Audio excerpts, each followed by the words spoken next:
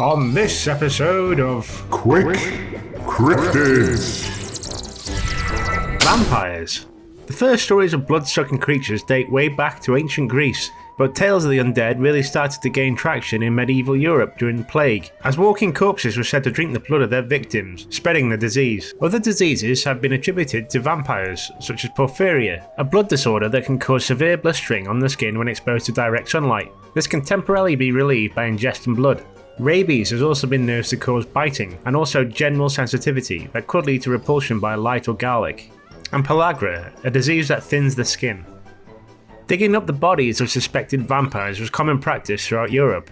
However, the science behind the decomposition of the human body was little understood. We now know hair and fingernails continue to grow after death, but this led medieval Europeans to believe the grave is being vacated every night to carry out the vampire's evil deeds. The gums are also now known to recede, resulting in what appears to be monstrous fangs, while blood that seeps from the eyes, ears and mouth of a decomposing body was apparent evidence of a good feed. Other medical mishaps include burying people that were in a comatose state, only later to find that they have been buried alive and later made an attempt to escape. The practice of thrusting a wooden stake into the heart of the apparent deceased became known, and some cultures started to bury their dead face down so that the vampires wouldn't be able to claw their way out of their own graves. Even up into the 19th century, some accounts explain how suspected vampiric corpses of the deceased were either decapitated or burned. Bats have been tied to vampires ever since the Europeans discovered the Americas in the late 15th century. Desmodus rotundus was discovered in Central and South America. This creature was a blood-sucking flying rodent that later became known as the vampire bat. However, these furry creatures weren't known to turn into humanoid vampires until Bram Stoker wrote his Dracula book. It is thought that Dracula is based on Vlad Dracula, also known as Vlad the Impaler, a 15th century Romanian ruler that was rumoured to dip his bread into bowls of the blood of his enemies.